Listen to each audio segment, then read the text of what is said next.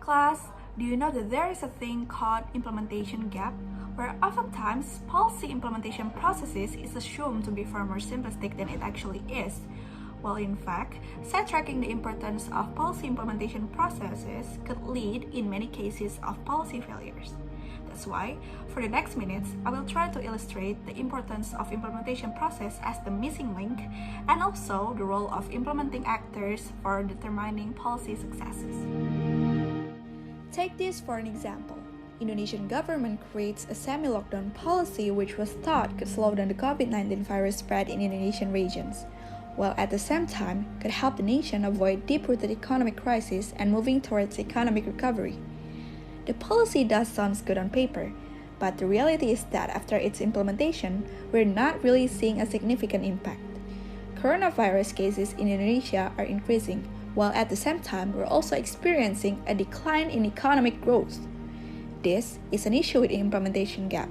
It addresses how complex policies could be dashed in its processes of implementation, because we also have to acknowledge that policy implementation is more difficult than its development stage. There is an implicit assumption here is that policymakers should then take responsibility for the formation of policy, while local actors and services should then put these actions into places in the manner intended. But policy is fairly coherent, fully formed, and clear. And secondly, policymaking might actually continue into the implementation phase.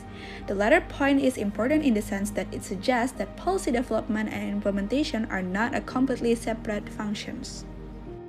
That is why government must pay more attention to the implementation level in creating policies and actually takes into account the socio-cultural notion and its feasibility to be implemented by street-level bureaucrats. The point about policy failure is that it suggests that there can be no sharp distinction between formulating a policy and implementing it. It is pointed out that there is an assumption in government, often implicit, that precisely such a distinction does exist. The likelihood of a successful outcomes will be increased if thought is given at the policy design stage to potential problems of implementation.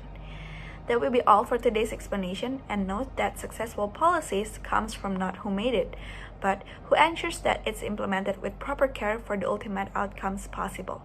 Thank you for your attention.